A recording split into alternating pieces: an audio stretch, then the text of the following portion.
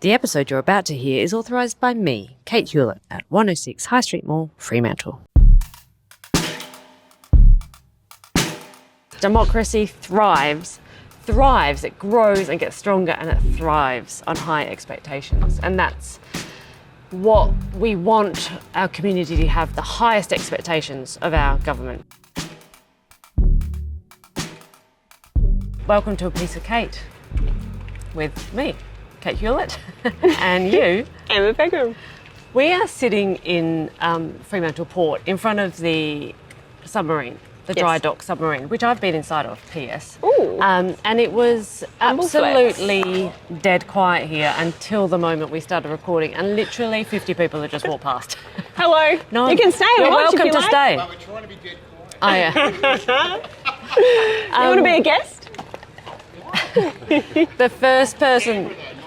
Oh, we love Canberra. Yeah. We're headed there. That's where we're going. After this election, we'll be there. Yeah. Oh, I can give you some hints. See you there. The first person that walked past kind of tiptoed and whispered, "Number one," which was really nice. It was really cute. Okay, so we're sitting in front of the this is where we submarine. Good visuals, probably. Have a look. So the producer said. I love this spot, and I walk through here frequently and take photos, but it's the reason we're in central Fremantle is because we were lingering around the pre-poll in Fremantle. But of course it's too noisy in Wallyup Court, so we snuck over here. And it's lovely and quiet, and Beautiful I can see the quiet. cranes and the museum, and It's a nice spot. it's a really nice spot to walk around. And when I've got visitors over, I always say, go walk around the port. It's really nice. And look for a dolphin. Anyway. The podcast has become like a really nice 30 minutes of like peace and quiet in each For day. us? Totally. Yeah. Oh my Just gosh. like retreating to a quiet location to sit down Yeah. for 5 minutes. Yeah. It's quite nice. But yes, it is, we should say, Tuesday afternoon, 4 days until the election, 3 days, I suppose, really now. And we wanted to let you all know about an amazing conversation we had yesterday with a mutual idol of ours, Richard Dennis of the Yeah. Australia Institute. Richard Dennis with 2 N's and 2 S's. Yeah. The Australia Institute is incredible. They started in 1994 as a kind of public policy independent think tank. And you'll know Richard Dennis because there's the most amazing grabs of his fantastic one-liners on the internet. And he's, been at the press club and like Q&A last week and so on. And he does those memorable repeatables, he calls them, those great lines about, like Norway collects, so much tax from its mining that they get free education, and we subsidise mining and make our kids pay a fortune for education. Those great lines. That I told him when we first met him that it's so wonderful talking to people in the community that are repeating those lines back to us. Like, did you know this? And you think, God, he's really getting cut through with that. And also Australia Institute. I love Amy Ramikis and Pajama Politics, and she does a fantastic job about making things clear.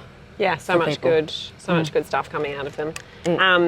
Rich is in town because they had a big event in Fremantle last night talking about fossil fuels, the gas industry, and its impact on Western Australia and Australia more broadly, or lack of impact in some ways. But we were lucky to have a chat with him beforehand, and one of them, we sort of, it was like a great catch up to just pick his brain really about his experiences working in Canberra, working with politicians. And once upon a time he worked directly for a politician when he was young. Yep.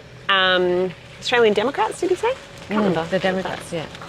Yeah, it was really interesting talking to him about his experience working in Canberra, working with politicians, working in the press, and And he's an economist, and he's taught economics. So he's very clear, and he repeats the lines that need repeating, and it's actually, he's a real joy to converse with.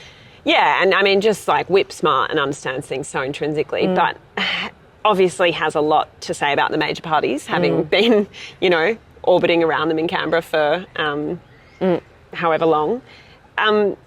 One of the big think, well, I mean, when I started taking notes in the meeting, I think this first thing I wrote down was probably like 45 minutes in because I was just so engrossed in everything he was saying. But then the thing that I was like, well, I have to write this down, and I know you did too, was him saying, actually, there are three things that all politicians believe and that are the most important things to them. And the most important thing is that they themselves are in Parliament. The second most important thing is that their party is in power. And the third thing is that nothing else could be as important as as things 1 and 2. And he was saying nothing would be worse than 1 or 2 failing. And that he was saying, like, once that is the mentality that you have, once you believe that above all else, then you'll do anything to maintain as in those you, two things. A party member. So you will do anything to retain your spot in Parliament, and you will do anything and say anything to keep your party in government. I mean, what a depressing thought that is. Yeah, and I mean, what does it produce? Well, nothing. It produces dog shit on your shoe. Is that good? Sorry, that wasn't professional. Sorry, Dad. What it produces is people who cannot say or do or act the way that they would like to, or the way their community would like them to. They cannot be brave and courageous and act with, on the big ideas and propose fundamental required changes. They are trapped in a prison of power and retaining power. And what we have seen over 100 years is it's not working for us. It's not working for us. And the nice thing, as we keep saying about the community independence, is most of them actually don't want to be in Canberra. They want to be living their lives and doing their actual, whatever their job is. And so then you're influenced by completely different, pressures. And you're influenced only by the people who put you there, which are your community. Another thing that really struck me was when he was saying that it's his experience and what he's observed is that major party politicians make agreements about what they will and won't fight about to make life easier for themselves. Like they'll literally like offer each other these kind of... He said the two parties will make issues invisible and they decide... let's not have a fight about that thing. So they have their big public fights about 5 to 10% of legislation, and the rest they kind of agree to shelve. And so they say, look over here at whatever this issue is, and they're back and forth over it. But actually, they both know that what they need to do is too politically risky, talking back to point 1 and 2 of the things that they're driven by. And so they kind of shelve it. And I was like, what do you mean? How do they do that? And he goes, just like us now, they sit around a table and talk about it. And he says, you experienced it already. The Liberal and Labor parties got together to preference each other above you on the ballot papers in the state. And I was like, oh yeah, they literally work together to try and keep an independent out for their own benefit. I'm crazy, isn't it? I'm like, oh yeah. Yeah. They do work together. And we're, taught to think they're not mortal enemies, but they're holding each other to account and interrogating the legislation and policy because it needs to be better for the people and it needs to be stronger and deliver more and it's incredibly sad, shocking, and depressing. Yeah, and I mean you notice, I suppose, it on some of the bigger issues really badly. And one of the things that we talked about with Richard yesterday was the housing market and the many, many problems that it has, and the obvious one being that it's resulted in an unprecedentedly bad housing crisis under which so many people are suffering, not, mortgage holders, renters, first-home buyers, etc. Yes, he said we have a tax system where investors have a huge head start over first home buyers, and that all the tax breaks and all the setup benefits the investors and gives them a head start, and it doesn't work. And we've we have to admit that house prices have to come down to normalise things, and neither party wants to say house prices need to come down. And if you can't even say that out loud, then you're not willing to even consider what the problem is and try and find solutions to the problem. Well, if you can't name the problem in the public conversation, then you can't fix the problem. I mean, Peter Dutton just this week said, yes, I want house prices to keep rising. Just, moments after his son's like, I've been saving up for my own house pretty hard. Yeah. And I mean, it's a great example, I guess, of where the major parties will work together to minimise the issue. Like, neither of them want to talk about, major reform to the tax system or the tax incentives in that market, or, most other structural reform, because it's really hard for them to sell the Australian people on big ideas. And you say tax reform and half the population kind of clenches.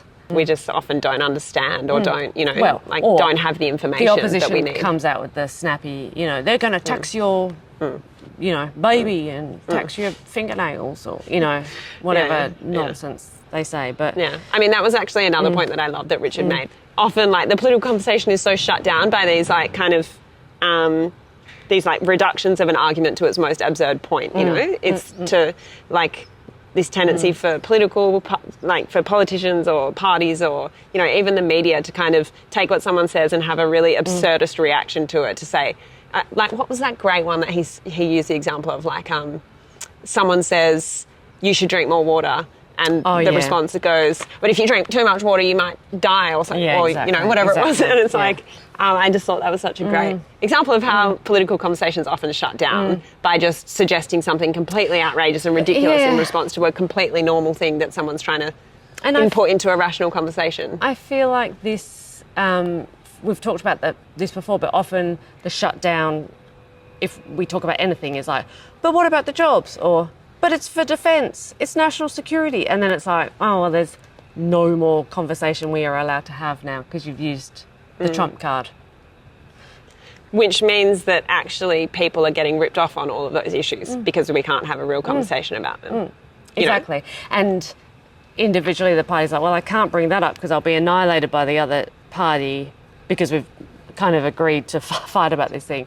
And then the newspapers will jump on it. I mean, the front page of the West today was something along the lines of Albo cuts thousands of jobs or something. But they were saying they're going to reduce use of consultants in Parliament, which is, good. We should hire people that know how to do the work, rather, and pay for them as part of the government rather than just use consultants for everything, because it's always more cost efficient not to, privatise absolutely everything that we do. But of course it's taken as Albo's going to cut jobs. Well, it's just like, it's exhausting. Real. It's exhausting. We keep talking about this kind of idea that's like, we just want people to have adult conversations, grown-up conversations to solve problems. And it does feel overwhelming, we're never going to have a proper adult conversation about this stuff until we break that obsession with being in Canberra and, being in power. Sorry, just to go back to housing for a minute, I do think it's worth talking about, who the people are who are let down by this kind of, rhetoric. I mean, it's not a single person doesn't mention housing when we talk to them about what their biggest issue is. And it's, people who can't afford to move out of home because they can't find a rental. I spoke to a woman this week who's bought a house and land package, which should have been finished 3 years ago. It's still dragging on. So she's renting, but she should be in the house. But because there's nothing to, incentivise the builders to actually complete, then she's taking up stock. Anyway, so there's no rental stock. She's obviously got more money than an 18-year-old that's at uni.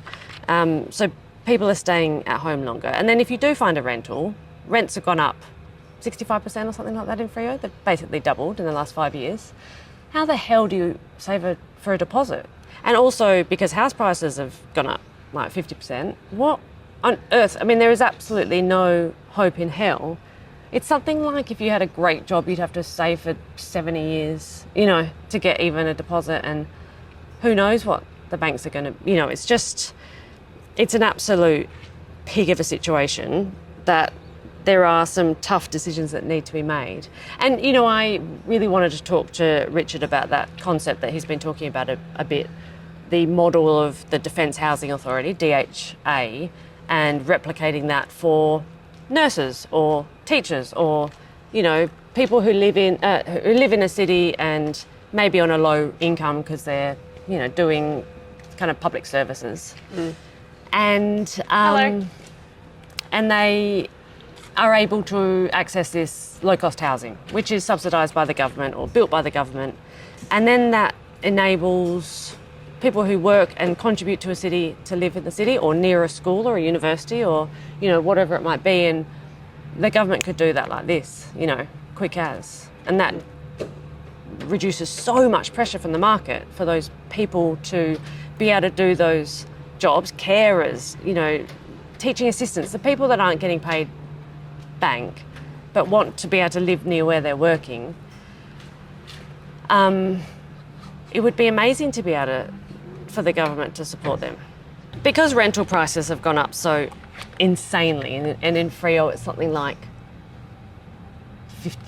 rental prices have doubled in 5 years. I mean, it's so mental when you think about that and how much, it's not like your wage has doubled or even gone up by 25%. Anyway, so I was really interested to talk to Richard about his, he keeps mentioning the press, the DHA model, which is the Defence Housing Australia.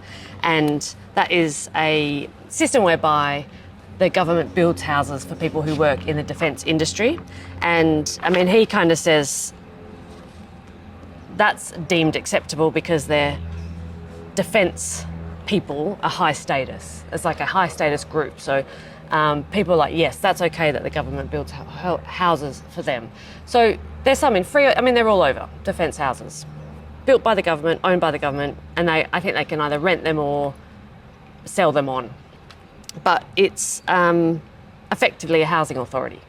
And he's been saying, why don't we do that for nurses and teachers or people that work in universities or people who work in city centres but a low pay, you know, that might be ticket inspectors or rubbish collectors or, you know, the people that keep our cities moving and operating.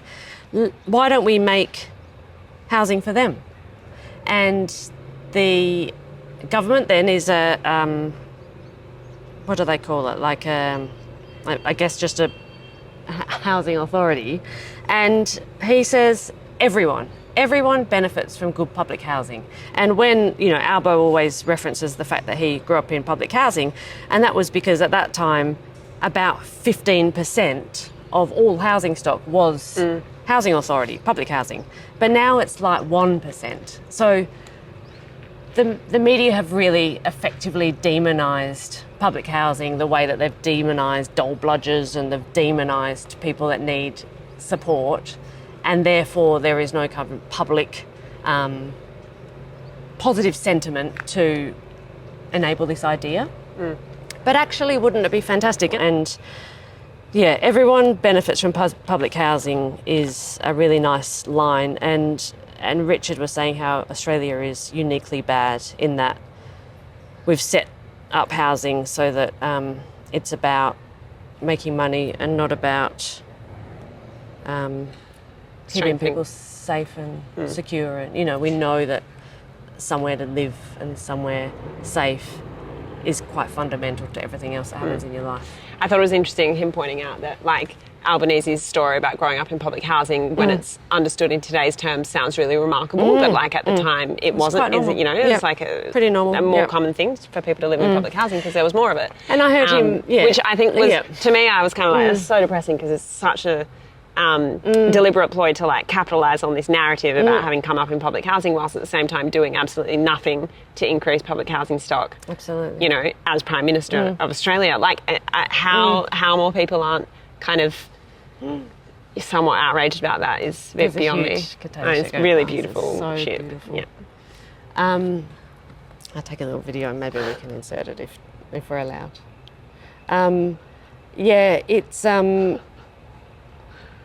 It's pretty. It feels insincere that he continually says, I grew up in it. And then it's a bit like the old, I climbed up the ladder and then I pulled the ladder up so no one else can do it. And I'm profiting on the fact that I was in that housing, and now I'm not going to give anyone else that opportunity. So that's gross. But Great, we can lovely. flip and build houses, you know, we can do it. And, you know, he's saying, like, the really rich people who are building an extension or another house in their block down south, they're fine, they're building fine, but somehow no one else can build, you know, like the housing that we need can't seem to do that. That's impossible. So, housing, he said, was one of those performative fights that neither of them will win. They don't want to win and they don't want to fix. And They kind of want the issue to go away somehow naturally, which is not going to, of course. And the system doesn't work. And what we need is to change the system and to invest in social housing. And there's 2 plans. There you go. All right, next. And he was, because I was like, is there an easy way we can describe negative gearing or anything about capital gains? Because, you know, people kind of throw them out and get nervous about them. And he says, you don't need to know all the ins and outs of it. You know, you don't need to be able to explain it all. You just need to know that those 2 systems work hand in hand, and as soon as they were introduced, house prices shot up, and suddenly no one can access the housing market unless you manage to buy an investment property and get extra money, you know, in the 90s. And now, if you didn't, you're screwed. Sorry. And no one's willing to stick their head up and do anything because they're scared they're going to lose power, they'll lose their seat and, you know, lose government. And they probably would. So that's why we need more voices at the table, more independent voices and minor parties who are less driven by the staying in Canberra and staying in power, because they don't really have power, they just have influence. And the more of those influential voices, the more likely those big parties will start actually doing the stuff that needs to be done to fix the problems. Yeah, totally. And I mean, that was, you know, another topic that we got onto was talking about what the role of independence is in Parliament. And obviously he's been able to witness that in the past few years. And I thought it was interesting, because so often people will say like, oh, but you know, like they're worried maybe about the influence the crossbench might have, because they're like, oh, but the minority like shouldn't really, you know, control the outcome of things. And he made that great point, which is that like in a democracy, the minority is never going to win out over the majority. But what the minority can do, meaning what the crossbench can do, is he used the word ventilate, which I thought was good. Ventilate issues that the majority would rather not ventilate because it doesn't serve their interests. That, you know, they can draw attention to things and shed light on things and get media attention on things and put these things on the national agenda that the major parties really don't want to be on the agenda. Yeah. And that's the role. The role is talking about the stuff the major parties don't want to talk about. And as I said earlier, they're talking and having big fights about 5 to 10% of the legislation. So what's happening to the other, you know, 90%, 95%? And I also liked how he called it a power-sharing government rather than a hung or a minority, or, you know, and he said, you know, it's happened in Canberra and New South Wales and, you know, in Germany. It's very normal. It's very, very normal. It's just something that the major parties and, of course, therefore the newspapers like to demonise. But, ventilating issues that would normally never be spoken about is really important, I think. And that was, awesome. He also said that thing that he was talking about, giant policy bundles, you know, he was saying, like, if you have a major party representative, it's like getting your mobile phone, your gas, your water, your Netflix, Spotify, everything from one provider, your insurance, your car, you're buying your petrol, and you just use them for absolutely everything. But it's like a bad kind of bundle deal. But what an independent offers is someone that's kind of shopping around for the best deals and coming back to offer you good bits of everything.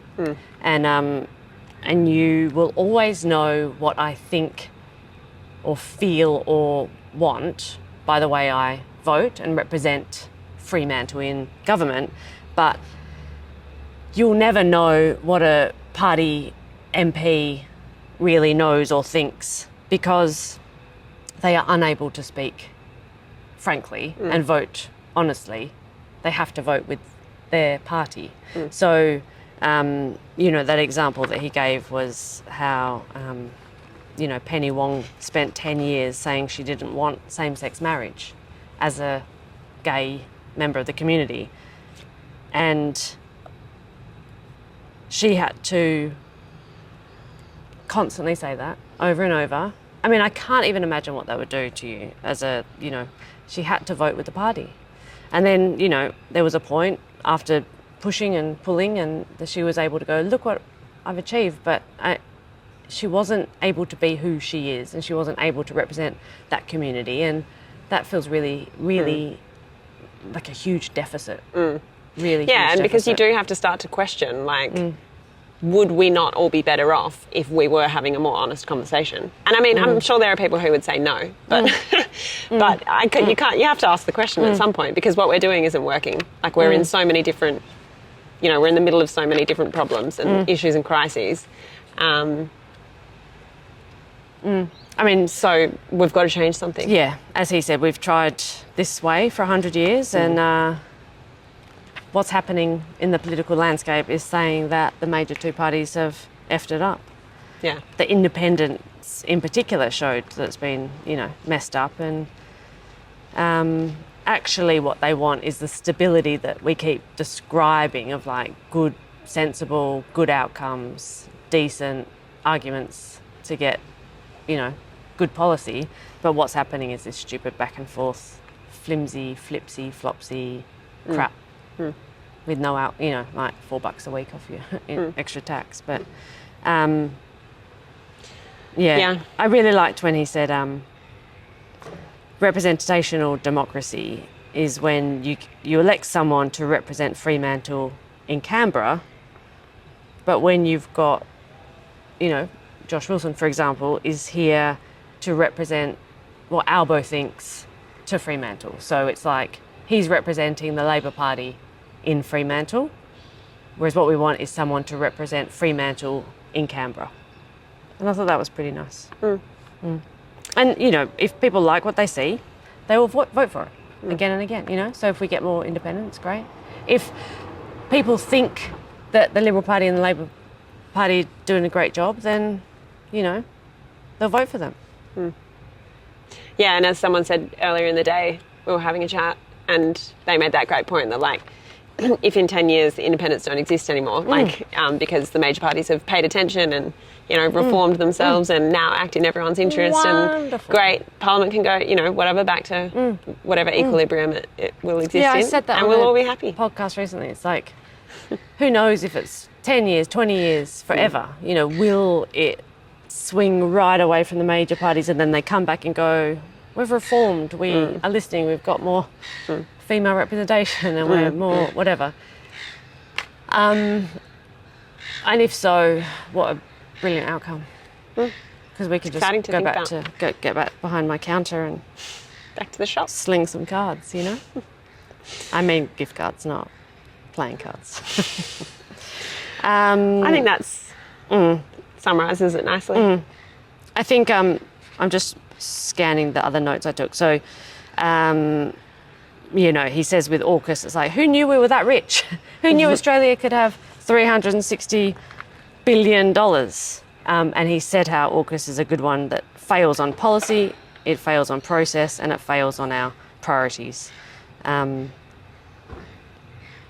He also afterwards, after we met with him, he did a talk at Fremantle Town Hall, as you said, and just the 2 points that I want to say. One is that the talk was generally about gas.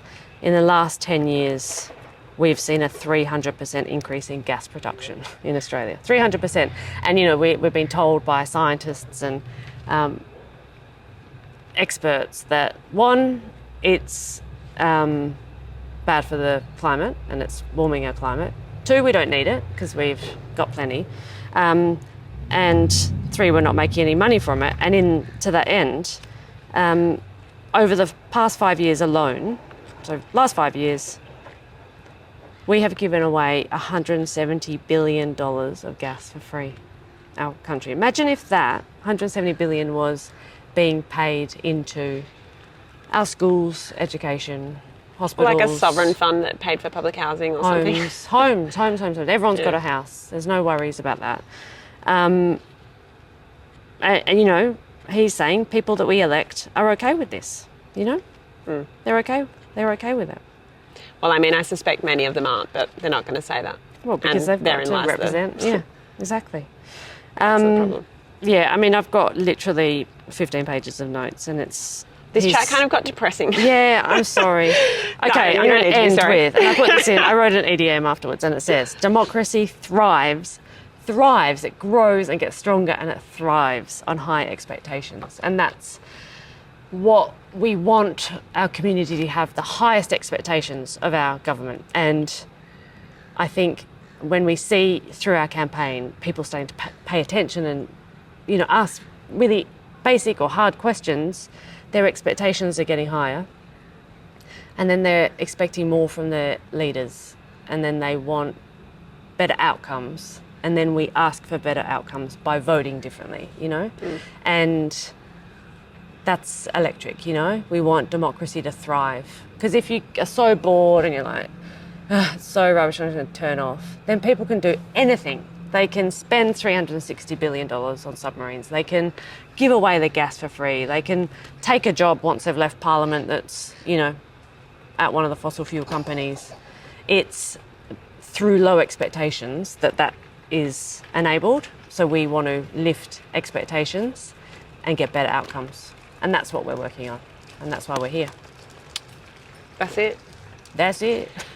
Thank you so much for listening. Yes, of course. You are listening to this on Wednesday morning. So there's 3 full days left of early voting. Looks like it might rain on Saturday, everyone. We have got umbrellas, We've had to don't buy worry. every umbrella in Western Australia for our volunteers. So get out and vote. If you have a couple of hours, just got a thumbs up from a passing runner. If you've got a couple of hours on Saturday, let us know and we will pop you at a polling booth to help hand out how to vote cards. God, it makes such a difference, and we would really deeply appreciate it. Doesn't matter where you live. If you live in North Perth and you want to just head over involved. to Freo, please Get amongst it. Get amongst it. And we'll tell you what to do and how to do it, and it's really easy. You won't get hard questions. And a reminder that you can join a big volunteer briefing about Election Day on Thursday night at 7 p.m. It's virtual, online. You can tune in from home. You can sign up on our website, kateforfremantle.com. You can sign up to volunteer there as well. Everything you need is at that website. And that's it. Yeah, gorgeous. Thank you, everyone, and we'll see you tomorrow. See you tomorrow. Bye-bye. Bye.